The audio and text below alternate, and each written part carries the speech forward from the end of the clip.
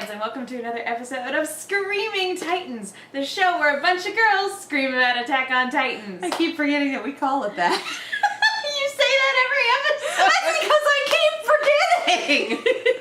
I'm like, it's true every time. I'm Megan Salinas. I'm Katie Cullen. And today we are going to be talking about episode 62, The Door of Hope, which... What a misnomer. I didn't see any doors, nor did I see any hope. Yeah, I feel like this is one of those episodes, and I'm sure that there will be someone in the comments who explains it and why it's poetic and why it works, and that's awesome. I completely missed the poetry of it all. This is one of those things where it feels like you wrote something and you need a title for it, so you just pick a song lyric. Even if it doesn't necessarily fit. Like this is what, and I say this is someone who accidentally turned in a paper with insert witty title here at the top, and my professor loved it. So I'm like, that was a mistake. That's my fill-in for when I can't think of a title. I was supposed to replace that and not write that 20 minutes before it was due. But when you have those, what I once had a professor who told me that, like, when in filmmaking, when you have those happy accidents where it looks like a bit of genius or wit, but it was completely unintentional, you shut the fuck up. You always just smile and nod and say, yes, I did that. Like, sure. You shut the fuck up and you roll with it. But yeah, this just felt a lot like, we don't have a title, so we're gonna pick a song lyric or say something poetic and it'll work. Like, no, sure is a title. That being said, for all this is an episode. This is an episode I in particular have been waiting for a long time, which is the Reiner backstory episode. We finally get to understand why my boy is the way he is. Didn't you describe this as 23 minutes of that tracks? Not to laugh at my own joke, but yes. It's funny because it's true. Just one of those, like, we've had him for so long and been like, buddy, what happened? And this is 23 minutes of, okay, or I guess 20 minutes, and the last 3 minutes were, oh shit, here we go. But just like, all right. Just like, this makes all sorts of sense, and oh, dude, you never should have been a part of this. Nope. And okay, so let's get some housekeeping out of the way first and foremost. If this is your first episode of our vlog series, first of all, welcome, hello. Hi. Second of all, we are only discussing up to episode 62 through the anime. We're not discussing any manga spoilers. We're not discussing any spoilers further ahead in the anime. We know we're behind. We're catching up before the end. So please be considerate when leaving comments. No spoilers in the comments section. Otherwise, that comment will be deleted and you will probably be blocked from this channel. There's no probably. You will be banned. Also, there's always someone who thinks that they can put something spoilery in a clever fashion and thinks that people won't figure it out. Don't do that. Don't be that guy, please. There's always going to be someone more clever than you, and there's always going to be someone who figures that out. And oftentimes it's us. So... We're not dumb. We can put 2 and 2 together. Yes, it's 5. That tracks. We understand that you want to be clever and that you want to be coy and that you think this is a great thing to do. And fucking don't. We understand enthusiasm. Oh, yeah, absolutely. We're very enthusiastic about the show. That's why we're doing it in the first place. Yes, but... You gotta, there are places where you can talk to people who are up to date and you can talk spoilers with them and it's fine. Don't do that with us because it's not fair to us and it's not fair to everyone else in the comments who is not spoiled and wants to keep it that way. So, be kind, be respectful, and if you can't do that, then you're gonna be banned. Yeah. Look, there are forums for that, for people who are caught up.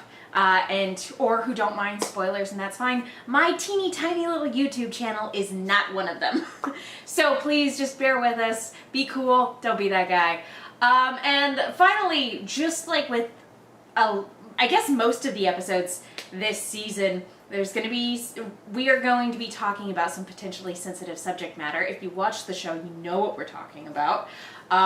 So if you happen to find those issues particularly hard to get through, Please don't feel the need. We're going to touch on suicide at one point. So if that is something that you cannot handle, it's going to be closer to the end of the video most likely, but just warning for the entire video. Just so you know. Yeah, and I mean, subject of war, child soldier, like there's... Yeah. This is a heavy fucking season. This entire season, you know, war, child soldiers, etc. Propaganda, all this other specific episode, mentions of suicide. So, yeah, rough one to talk about. And also, we're not going to pretend like we're experts on the subject. No. We all know what this is referencing. We all know what the historical parallels are. Neither of us are going to pretend to be history experts, politics experts, anything like that. We are fans of Attack on Titan, and we're here to talk about this episode of this show.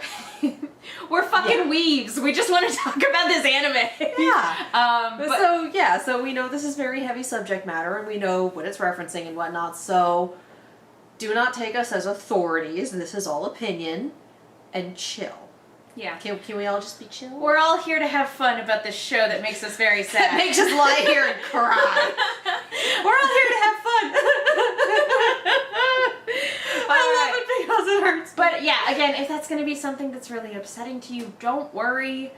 Like this is going to stay on YouTube. We'll be here if you feel like you can come back to it later. Don't put yourself through that. Take care of yourself. Life is hard enough as it is, especially in the year of our Lord 2021. So hang in there. We appreciate you. If you want ridiculous content that doesn't include things like this, the Game Grumps are playing Sonic Heroes right now. Yeah, they are. Which is insane. So that's good stuff. It is. Okay, shall we get to it then? Yeah. Oh my gosh. Okay, overall thoughts on this episode, I thought it was extremely satisfying. You know, in the same way where we get any episode that goes back and goes like, hey, another side, another story. Don't you Kingdom Hearts me, you son of a bitch. I just Kingdom Hearts. Get out. But yeah, no, anytime... That's my trauma. No. Anytime we have a narrative that focuses mainly on one set of characters, while also having multiple sets of characters all doing their own thing, and then we go back to see what other characters were doing simultaneously, that's always really interesting. And it's particularly interesting for Attack on Titan because our trio of Annie, Bertolt, and Reiner have been so mysterious throughout the previous 3 seasons that to finally get answers to put things in place, it's like, yeah, this all makes sense and is believable, and it's all the makings of a tragedy. And I mean, I don't think we're ever going to get more Bertolt backstory. I would love, for like just the kids we saw in this episode, I would love to just be like, alright, I need everyone's motivations for doing this shit. We know what Reiner's is, inside and out. I need to know what everyone else's are. Yeah. Because that's the interesting stuff to me. But yeah, this overall episode, I think you were right, 23 minutes of yeah, that tracks. This episode was very, very good at, we see... Brain, thank you. In writing, when you talk about villains, the idea is that a compelling villain is the hero of their own story. If you're going to go for a villain who isn't pure cackling evil for the sake of it, and let's be real, pure cackling evil for the sake of it, villains are fucking valid. They are. They can be fun. Yeah, the Disney villain, for the most part. Mm-hmm. Shallow, like, deep as a puddle, it's fine. But if you're going to have a compelling villain who is deeper than a puddle, you generally write them as the hero of their own story. And this episode is very, very good at taking Reiner, who is one of our antagonist characters, and going, this is why he's the hero of his own story. This is what he was raised to believe. This is what he's trying to do. This is what he thinks. I really love that it did that. And that this episode in particular, out of this season, was very good at crystallizing, like, how could a kid get caught up in this and believe this? How could this happen to a person? Mm-hmm. And we see it with Reiner. We see his specific motivations. We see generational trauma coming down the line and hitting him in the face. Yeah. And we see his reaction to that. We see him trying to make things better and just failing at almost every step along the way, and compensating, and failing again, and compensating because, buddy, you are not the shonen protagonist here. You're just not. So, It's a good watch, and it's a good explanation, and I love this particular look into Marley and how the Eldians are treated and how they think. But oh my god, it's heartbreaking. Yeah. Like, goddamn. Everybody in the warrior program, and in fact all Eldians, are to a certain degree, whether, are victims in this story. And that includes our antagonists. They are very much just as much victims as the people that they in turn then brutalized and murdered. And so it's one of those things where when you take a step back and you get the full picture of what's going on and why these kids did the things that they did, you're like, oh, I get it. War is the bad guy in this story, which is not a thing I thought Attack on Titan was going to be. And none of us thought that's what it would be when we were introduced to this show. We started with this much of the story, and it's been slowly widening the scope, and now that we're about here, it's like, oh boy. No, and I very much appreciate how anti-war this entire plot line has become. That being said, let's go back and let's talk about Reiner from the get-go, because the way this episode starts is basically Reiner's mom telling him a lie, and basically saying, hey, your father is Marleyan, like, we can't be together because you and I have evil blood inside of us, which is insane. Again, just passing on generational trauma. And just like how much that propaganda has been ingrained into them is so tragic. Yeah. But she has this dream of one day, like, being able to all live together as a family, of like, oh, if only we were Marleyans, like, we could live with your father and we could be a real family. And, 8-year-old Bertolt is like, what if I internalize that forever? Reiner? Everyone is Mercury. Anyway, you know what I meant. Yeah, you know what I meant. Thank you. No, it's funny. Good enough. Abridged on Titan back in the day did an animated Halloween video where Bertolt and Reiner were dressed up as Bert and Ernie. And so I often think of Bertolt as Bert. But anyway, I miss Abridged on Titan. I do too. But like you said, he takes that, he internalizes it, and it becomes as a child, it becomes like his main motivation of, like, I want to bring my family back together. And so that it's implied that that's the main reason he enlists to become a warrior, is so that he and his mom can become honorary citizens and they can be a family again. And here's the thing about kids. It's super easy to string them along.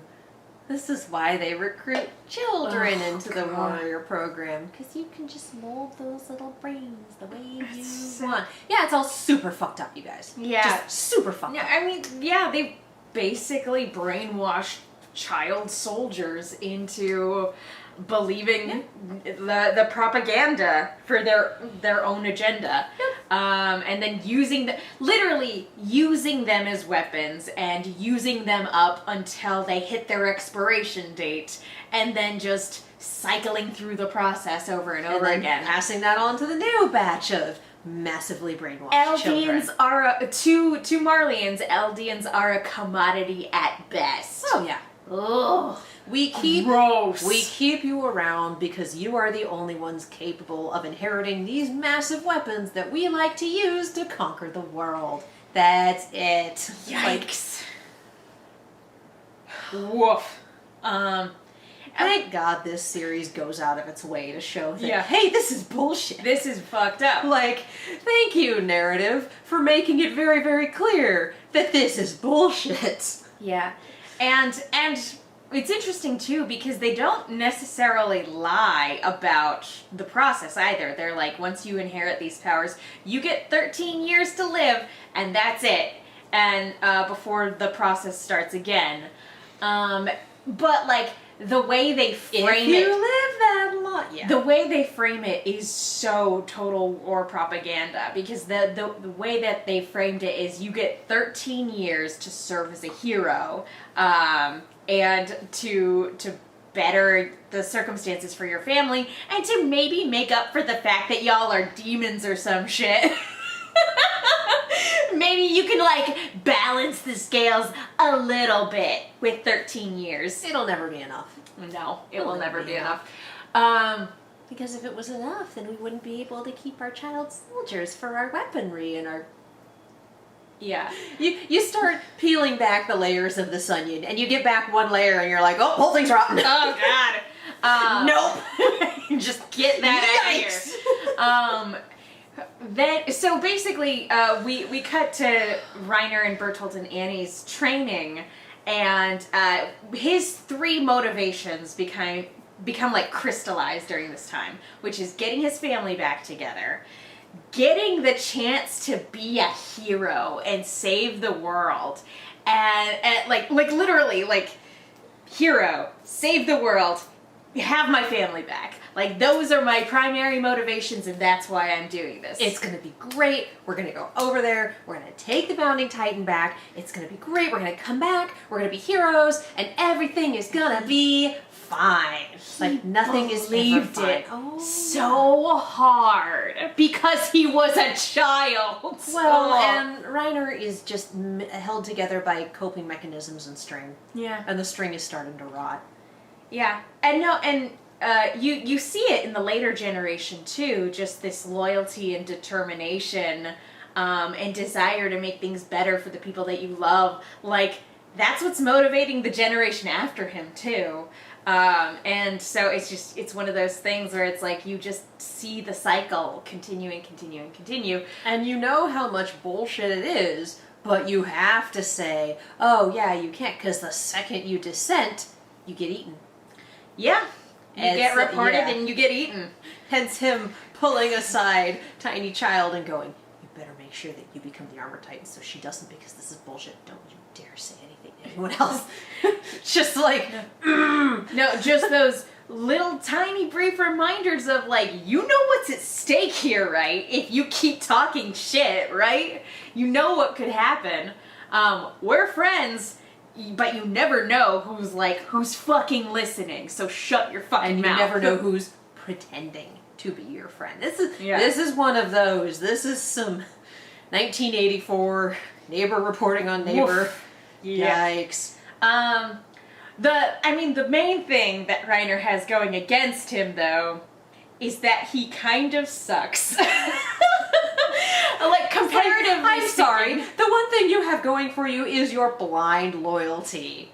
You're not a good shot. You're not a good leader. You're not the best soldier we have. It's just loyalty. You're not smart. You're not the strongest. You're not the fastest. You're not the most cunning. Like, literally the only thing you have going for you is your bravado. It is insane to think that Reiner is the Eren of his group. In the same way that, like, Red versus Blue, when we found out that Washington was the caboose of his group. You know, that sort of thing. But, just in terms of, like, antagonist versus protagonist, I always really appreciate, like, it doesn't always work in stories, but I really like when the hero and the antagonist, like, are parallels of one another or dark reflections of one another, where it's just like, I know that overly sarcastic, yeah. It's one thing if the story does it. It's if the story itself actually pulls it off. It's another thing if the villain's just like, we're not so different, you and I, and you could just pull out a laundry list of for differences. no reason. Yeah. Overly Sarcastic did a great video about the "we're not so different, you and I." But this is definitely a case of the hero and the villain. You know, I use both of those in quotations, of our hero and our villain. If they'd swapped places, they would have been each other. Yeah. Basically. These are parallel development tracks. Yeah. And I think that's fascinating. And I think it's really compelling. Reiner pulled a Voldemort and his actions created his opposite. No! Shit. But yeah, he was the Aaron of his group, where out of everybody in their program, there were 7 of them. 6 of them were going to be accepted into the program, leaving the 7th one kind of in a state of just... Well, probably as like a backup in case something happened, because we see that happen later on down the line once they come back. And honestly, I really do think that Porco? Yeah, Marcel's brother. Yes. Whose name keeps escaping me. My brain. It's one of those names that just does not stick around, because I think sometimes it's like, yeah, that's an actual name, and sometimes it's like, you did the reverse weeaboo thing and put syllables together, didn't you?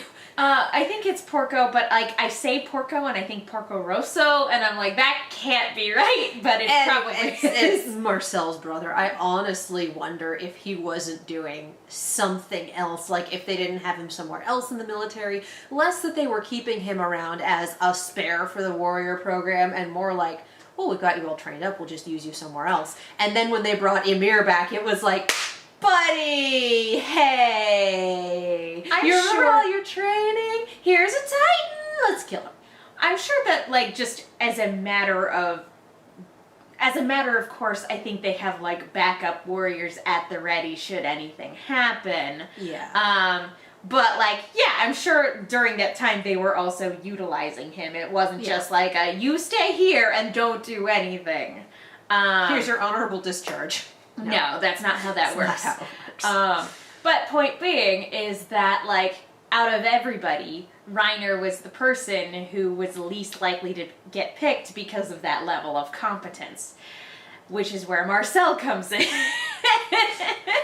And Marcel just like, so Reiner's doing really well, and my brother kind of sucks, so you should totally pick Reiner and leave my brother here at home.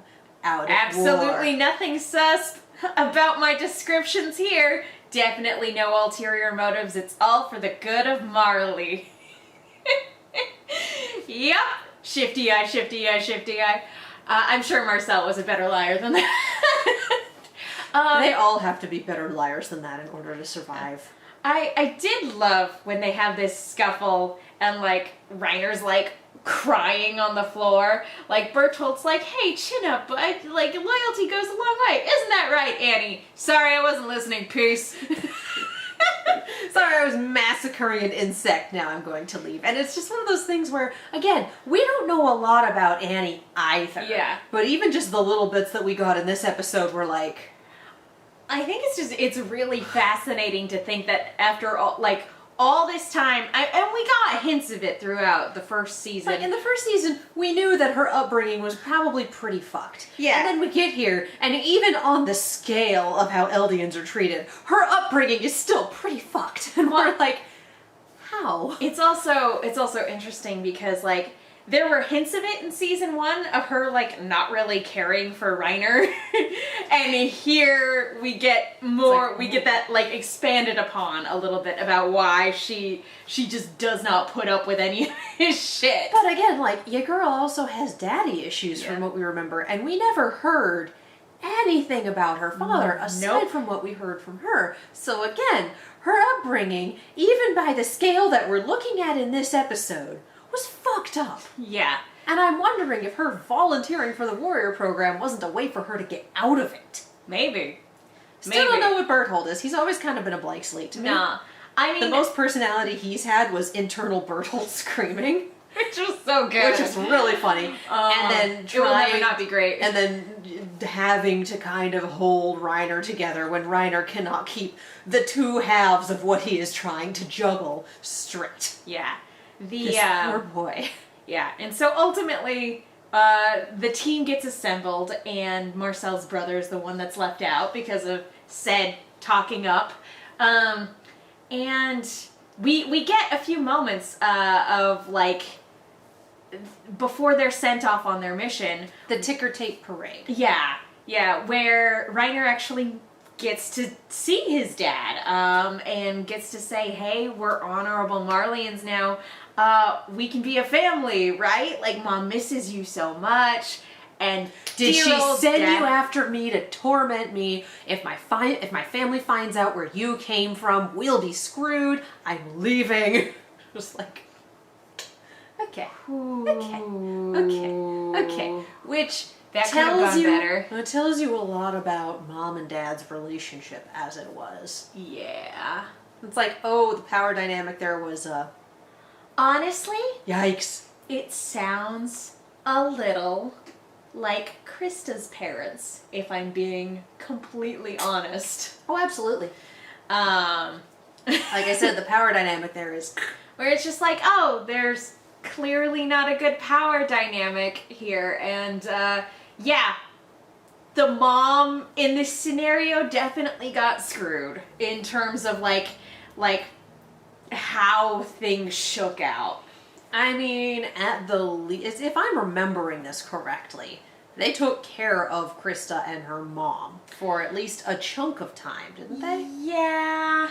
There was at least some money and they could be comfortable, but Mom highly resented her. Oh, yeah. It was in such a way that, like, it fucked her up. Yeah, she took out all of her frustration on Krista, and that, like, to the point where, like, when she was getting murdered to stay silent, like, her last words were, "I wish you were never born." And it's just like, oh, she's not cursing her, like, the person who because she's not cursing the king, the person in the position of power. Yeah, she's not cursing him, or like the people who are deciding to end her life, like or like the fact that he's not doing anything to stop this. She's cursing her daughter, and it's like, that's not. Whereas you're blaming the wrong people. Yeah. Whereas Reiner's mom, also not okay, but very obviously loves him. Yeah, like, he's clearly the best thing in her life. Yeah. And I mean, also, like, Krista, she was Krista at the time, now she's Historia. I know there's going to be comments, but we know. Yeah. Had no support system. They were out in the middle of fuck all nowhere. Yeah. Whereas, at least, living in the city, having the rest of the extended family around, as we see, like, yeah, Reiner's mom was not on her own in this. And I think that's part of the reason that it turned out, I hesitate to say turned out so much better for him, but, you know, one loving parent is better than none loving parents, I want to say. Yeah. So that math checks out, yeah. Nothing is really good for anybody, but I feel like her having a support system in place made it easier for her to deal with things and to love her son. Yeah. So but you're absolutely right. The parallels here are and ultimately what this encounter does, you know, glass shattering noise. Pretty much is like Reiner had these clear-cut motivations for doing what he for signing up to for the warrior program, and what this event kicks off is each of those reasons being systematically dismantled. Dominoes, man. Pretty much. Because it becomes clear to him that his mom had a dream that she knew would never come true. And she didn't inform him that that was the case. And passing that dream on to him, only for it to be shattered into a million tiny pieces. But speaking of, basically, now that the team is assembled, they are shipping them off to the island for this reconnaissance mission, because after, like, each of them get their respective Titan abilities, like, they test them out in the field and they're like, oh yeah, look at that. Awesome, these kids are great. It's not recon. They're going for violence. Yeah, pretty much. This isn't just reconnaissance. Well, this is a snatch. It's one of those, like, it starts off as a stealth mission, and then there's violence, and then more stealth, and then more violence. Basically, they're going to get the Founding Titan, which is a thing we knew already. And I do like this moment of, you know, their boot camp instructor, who's later on, he's still their commander, like, when it comes to all the warrior stuff, but he's like, hey, is it a good idea to send kids out on this, like, super secret mission and everything like that. And the other guy's like, they'll be fine. Look how powerful they are. It's fine. And we're all just like, they just committed so many war crimes. Like, they'll be fine. like, it's fine, everything's fine. I'm like, sitting here going boy. like, shouldn't one of the older, like, warrior candidates, warrior people in this program, shouldn't at least one of them have been there as, like, kind of a supervisor? I feel like Zeke is the only one in this group they who is put, an adult. like, what, 12-year-old Marcel in charge? Regardless of his abilities, he's 12. Was he 12? Like, is that how old they are? I think so. Holy shit. Like, if I were to venture a guess. Because, like, Oh, that's right, because they're big, and the parallels, yep, they're bitty. Yeah, they're teeny tiny. Fuck. I mean, maybe it's not 12 exactly, but it's right It's around young. there. It's young. But yeah, so they put teeny tiny baby Marcel in charge of this group of teeny tiny babies to go and do some war crimes. Marcel has the best head on his shoulders. Yes. They're all brainwashed heads, but his Yes. is the most competent. Yes. It makes sense. But anyway, while they're out, they take a ferry to the island. They go off on their mission, and for the second time, Marcel apologizes to Reiner. Because Reiner's talking about the mission and how great it's going to be, all that other stuff. And so Marcel apologizes again because this is where he comes You weren't clean. supposed to be here today. Or at all. Or ever. I Like, did it you to were supposed to be chosen. Yeah, I did it to save my brother. I've condemned you to a shortened life for the purposes of keeping my brother out of this. You didn't deserve it, and I've essentially condemned you to die. I doomed you. Yeah. Sorry about that. And that's the point where Amir is like, snack time. And Reiner, again, having had his mind broken for the second time in a very short time frame, why are you apologizing? Because he was this is a great honor. Like being a warrior is everything we all want it to be, isn't it? Like, and sure enough, yeah, as Ymir rises up from the ground, like a land shark. That's why they call her Jaws. No. But yeah, this is where we get the scene where Marcel pushes him out of the way and gets nommed by Ymir, and the three kids, book it. Yeah, because they're 12. Because they're children. And so sure enough, they run away, and then when they've collected themselves, they're like, okay, let's regroup. We gotta go get that person, and we gotta call it for this mission. It's a wash. And Reiner's like, no, we can't stop, we can't do this. Well, you just don't want to go back because you'll get killed. Oh, you think I'm the only one that's gonna get killed if we go back empty-handed? You think I'm the only one? Yeah, and because all of his dreams of wanting to be a hero and needing to know now why he's alive and Marcel isn't, like, all of that's gonna go out the window if they go back just for the purposes of, like, cycling through the next candidates for the warrior program. And Annie curb stomps him. Oh. Just like, why don't you just say it was all your fault and the rest of us can live? And then he basically turns around and throttles her, like, look, Reiner is dead. I will be Marcel. I will make this happen. And it's like, oh, that's the beginnings of the schism we see later. Oh, buddy. Yeah. And basically he incapacitates her, and while like Bertolt stares on, completely aghast and unable to do anything. Stop Little bit of that. He's 12. So just like, you know what, we're doing this mission anyway, god damn it. Yeah. And all of them going through with it, and we just get to see like looks on everyone's faces as this mission goes down. Yeah. Along with the wall. Yeah. And yeah, they, and oh my gosh, seeing the Titan that was, Grisha's first wife, just being one of the first to walk by Bertolt. It just being like, And he's also, real lucky he didn't get picked up right there. Yeah, and just him being kind of surprised that the Titan wasn't going after him. And yeah, just the look on Reiner's face of like, why did he apologize? Why did he save me? Why am I here right now? Why did my mom believe in hold on to the hope of a dream that was never going to come true? I have so much that I still need to find out. Basically, I need to know why I'm here. Yep. And he says that as he's murdering a bunch of people. It's just like the fact that because the first time you see the Armored Titan, like episode 1, 2? 1 or 2, yeah. Yeah.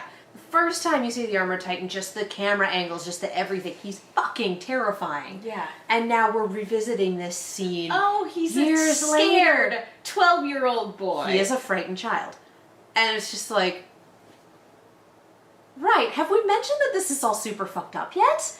So I can't wait to finish up this season and then go back and visit those early episodes with this additional context. And just be like, but yeah, and so ultimately Annie wakes up and they're, inside the wall as refugees, and he just brings everybody in. He's like, sorry, I'll be a good leader, I promise. Group hug, everybody. We're all cool, right? Yeah. Oh boy. Oh buddy. And then it's back into that 5-year montage for training? We got a time skip before they start up with boot camp again. And yeah, what they were doing during that particular time, question mark, probably just doing the best they could to gather intel. But yeah, they all start up boot camp again, and Bertolt and Reiner, make friends with with our heroes, while Annie, who remains aloof, is continuing trying to gather information. And that's where we get to see a familiar face. Murder Cowboy. Kenny! Good old Murder Cowboy. And I appreciate that the one excuse that Annie went for is the one excuse that wouldn't work. It's like, on nice him. try. Like there Nice are try. like this is the one guy that this wouldn't. Well, I'm sure there's more than one guy, but the one guy we know in canon where like this specifically would not work on him. Just like that's hysterical. It really, really is. And it's so good to see Kenny again. I didn't realize how much I missed that murder. Raise cowboy. your hands and give Dad a hug. Like, okay. Yikes. Yikes. But it was so good. It was Yeah. as brief as it was great to see him again. And Annie just coming back and going, as long as he is there, I can't do shit. I barely survived these encounters. He's a literal serial killer. I'm not going back down there. He's a serial killer. And I mean, we know that he is loyal to the royal family and keeping them safe, so yeah. There's layers like onions here, y'all. Not going back. I'm good. Thanks. And then the other layer we have is that one guy and the story that he tells those three. And if you remember back in season 1, Bertolt came up with this, when Aaron and Armin are befriending Bertolt and Reiner. Aaron and Armin talk about their experience the day the Titans came and broke through the wall, and Bertolt kind of gave this story of his experience, and he told this story about he was at home, he opened up the curtains, and there was a Titan right outside his window, and he passed out and couldn't remember what happened after that. Which, at the time, I thought maybe something happened to him while he was passed out, and like he was kidnapped or something like that and turned into a Titan as a result of that. Sus. Whereas he straight up just fabricated it to cover up their tracks. And we see now that obviously it wasn't his story. He took it from someone else and has been having reoccurring nightmares about this person telling them that story. So there was this guy. Go ahead. Oh, no, go for it. Oh, it's a similar story where he, woke up, Titan, got on his horse and abandoned his 3 kids. Yeah. Like, one of those things where he didn't realize he'd done it until later because the panic response was It's so the opening strong. of 28 weeks later. And then he hangs himself in front of this group of Yeah, survivors that he's with. The next day. Like, Yeah. why would he tell us that story the morning before he hanged himself? Huh. And like, well, you probably remind him of his 3 kids, and he had to tell someone, I guess. Yeah, and it's one of those things that because it sticks in Bertholdt's mind so vividly, I think it's one of the first things that he realizes in terms of like, oh, these people aren't demons, they're people. Like, him is like abandoning his children, and like he couldn't live with the guilt of doing that. So, that's a very human thing to feel. Interesting. And it's very similar, like, even though Annie's staying aloof and trying her best not to befriend anybody, obviously all of their attempts to do that fail to various degrees, but Reiner fails real hard because he sees himself in Aaron, who after, struggling during boot camp, in a fit very similar to the one Reiner had earlier in the episode, is like, why? What is it that you and Mikasa have that I don't have? Like, what am I lacking? Tell me the secret. And I believe my comment there was deep trauma. Oh, like, man. buddy. And it was just, it explains a lot of why, in spite of everything, Reiner went out of his way to help Eren in those early seasons, and created his own. I mean, he couldn't have known that Eren was a Titan shifter. Eren didn't know that Eren was a Titan shifter. And then all of a sudden it's like... No, literally. He just saw somebody who was struggling with the same things that he was struggling with, and was still struggling with at that particular time, because even though he became de facto leader of their group, like, I don't think he ever felt in charge. No. Or in control. Hence, or anything like pretending to be the person who was supposed to be their leader and was no longer there. It's like, well, this. Yeah. This, basically. Yeah. And so, yeah, it's one of those things where, again, I love that parallel of, like, our hero and our villain are essentially the same. And had circumstances been different, yeah, they could very well be in each other's shoes. And I have to say, it's kind of horrifying, but it's kind of brilliant in that this last part of this flashback with Reiner telling Eren, like, you have to get up, you have to keep moving forward, that's how you do it, so heartbreaking. is interspersed with shots of him chambering a bullet and putting a gun in his mouth. Yeah. Because Reiner is ready to be done. Reiner is so ready to be done. And we see him get very, very close. And then on the other side of the wall outside, Falco just whacks the wall and starts cursing, like, why does it have to be like this? What do we do? And he goes, oh yeah, I still have to take care of the kids. Yeah, because his decision that day, his decision to go to the island, led to the deaths of Marcel and Bertholdt and the unknown status of Annie. And then he came back home a failure and has been used as a war machine. And also, his cousin, who he's trying to protect, is essentially first in line to inherit all of this. So, yeah, not a good situation. He's trying to do this, one, I assume, to protect his cousin. And because he's lived a life of trauma and broken dreams, and none of it's great. Yeah, because if he dies, the Armored Titan goes, who knows? Yeah, It goes to a random Eldian. Yep. Scattered to the wind, basically. Like maiden powers! Ruby is good, y'all. Ruby is it's a good great.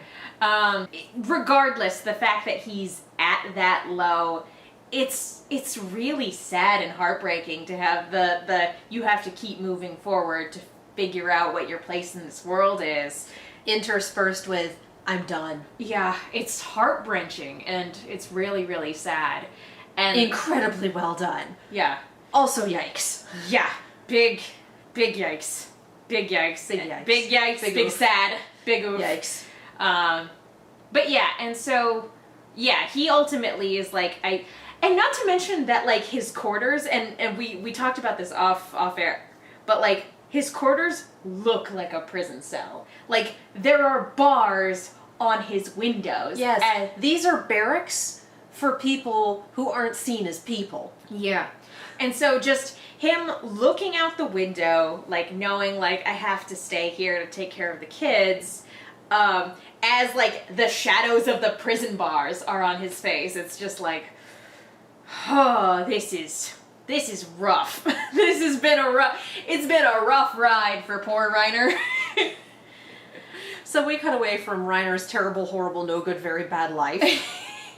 To Falco! Our boy! His terrible, horrible, no good, very bad life. And he starts chit-chatting with one of the soldiers that we saw in a previous episode of, like, these are people who came back, you know, traumatized or wounded, or severely wounded, who are now being allowed to be discharged from the Eldian army so that they can go home, because they can't fight anymore, essentially. And so he starts... And the guy he's talking to bandages over one eye and then missing a leg at the knee. Just wanted to say, I called it upon seeing just the general shape of this man. I was like, is that who I think it is? I was gonna say, I called them being among them in episode 1. It's good shit. It's good shit. It's good shit. We love it. We love it. You love to see it. But yeah, so he starts talking to this guy, and this guy basically admits to having lied so that he didn't have to fight anymore. It's like, I said I lost my memory, so I couldn't go home, but I just don't want to go. Yeah, I can't face my family, you know? And so he starts chit-chatting with Falco, and Falco admits, like, hey, like, I want to be a warrior, but I'm not cut out for it, and I'm having a rough time. And the guy he's talking to is like, good, you seem like a good kid. I would like for you to live a long time. Yeah. And that's when they start talking about the cute girl who's the most likely candidate to get the armor titan. He's like, well, I don't want her to have it either, because, like, even though she's kind of like a celebrity around here and everything like that. And this guy picks up what Falco's putting down very quickly. He's like, oh, you like her. Okay, that checks out. Yeah, that tracks.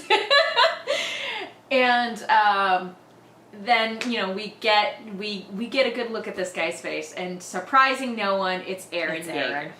It's Eren Yeager, and that is a hell of a good way to end the episode over. And it's like, ugh.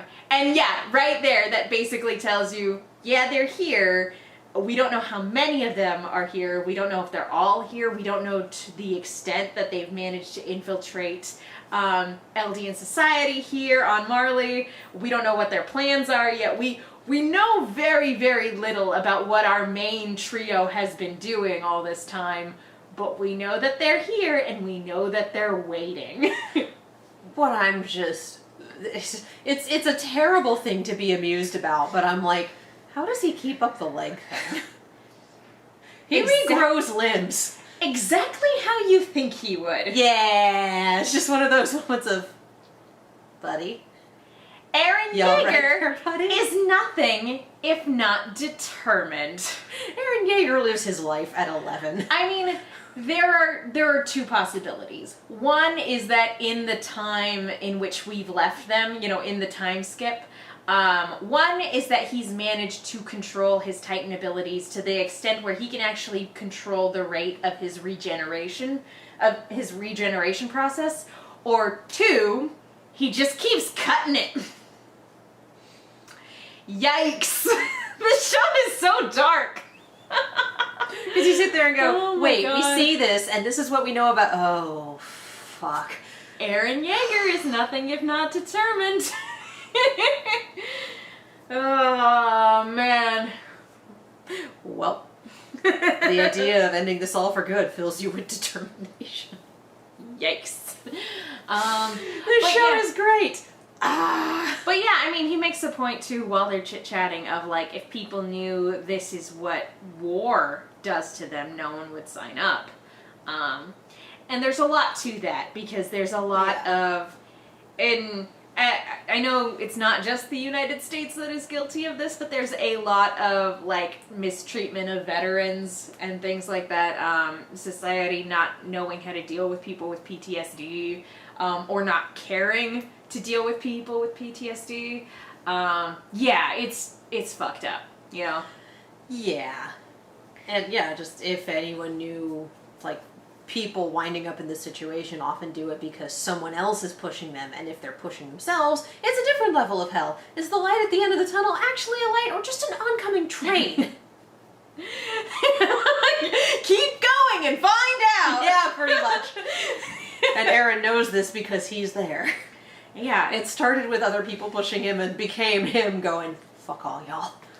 Well, I think for the most part, it was just him pushing himself, because he didn't choose to become a Titan shifter. Yes, we're gonna start with Grisha here. Yeah, he chose, after his mom died, he chose to do everything in his power to kill every last Titan back when they were just monsters, as opposed to people who were also victims. And now it's like... And yeah, it's just the world he knew is so radically different than the world that actually is, you know? Whew! And that's our episode! So like I said, we don't know what they're up to, but they're there. I can't wait. Here's your backstory and your hook. Oh God. Alright, here we go. I'm so pleased with how well done this episode was, and with how interesting this season is. Like, the first couple episodes have been so radically different than what I'm used to when it comes to Titan. And granted, I know that seasons 3 and 4 are very different than the ways that seasons 1 and 2 were presented, but like, it's a different direction, but it's really good. And again, as they widen the scope, it's not that the story changes, it's that we're seeing more of what the story actually is. Yeah. And, yeah, and just dealing with all these dark themes and really dark subject matter. Again, it's not the type of horror that I was expecting when I initially signed up for this show, but it's so compelling and so interesting that I'm just as excited to see where it goes as I was when I initially started watching the show. Although they hooked us at the beginning, and we care so much now that even though it's a completely different show, we ain't going anywhere. Yeah, it's just one of those things that the hooks that keep me coming back for more. It's so interesting how the hooks that keep me compelled have changed each season. Yep. And so, yeah, I'm just as excited to see where this goes as I was when I first got hooked. So, yep, I'm excited to get caught up. Any final thoughts? I know. I'm just so sad for these poor kids. Again, just like 23 minutes of, yeah, that tracks. I'm just like... Good. They didn't deserve this. Oh, no, of course not. This is a story about systemic abuse and history being written by the victors and just... Yeah, and don't get me wrong, that doesn't make it okay that Bertolt, Reiner, and Annie killed a lot of people. No, it doesn't. But, like, it's one of those things where it's like, oh... wow, they really had the deck stacked against them from the very beginning. Like, equal amounts of I get it and yikes. Yeah. Fucking yikes. But I'm excited, because the next episode we get to go to a carnival! Yay, carnival! Yeah, because only good things happen at carnivals, I say, on the horror channel. Yay! Something wicked this way comes. Alright, I think on that note, Katie, where can people go if they want to keep up with you? I timed that poorly. I'm Katie. You can follow me all over the social medias as well as on YouTube and Twitch at Kiaxet. That is Kiaxet. If you like reaction videos to non-horror things and also other videos about non-horror things, they live on that channel over there. I am also part of a podcast called On the Point. It is an Overwatch and Overwatch League podcast. Yeah, we've been quiet because the season's been off-season, but it's starting up again soon and many things happen during the off-season. So we're coming back soon to talk about the many things that happened during the off-season. It'll be fun. And I'm Megan. You guys can follow me on Twitter and Instagram at TheMenguin. That's TheMenguin. I also have a podcast that's a Lost retrospective podcast called No Love Lost, where my co-host Will Link loves Lost, and I don't. And we talk about it. And if you want to hear us talk about RWBY, or about other Rooster Teeth related properties, head on over to Rooster Team Radio on your podcast app of choice. We are, as we mentioned earlier, we're like, this volume of RWBY's wrapping up, so It's been bug nuts. Whoo, it's been wild. Ooh. And so, yeah, check out our podcast if you want to hear our thoughts on that. And also, our co-hosts are absolutely lovely, so go subscribe, check all that stuff out. Be sure to follow us at Silver Screams. That's Silver_Screams. Like us on Facebook, all that jazz. I want to know, what did you guys think of this episode? Remember, no future spoilers. But yeah. Not for the manga, not for other episodes. Don't try to be clever. Just be kind and respectful to your fellow human beings in the comments. But yeah, did this episode change your perspective on any particular characters? All that stuff. Put those in the discussion below. So anyway, thank you guys so much for watching. We'll see you all next time. Da da da da da da da.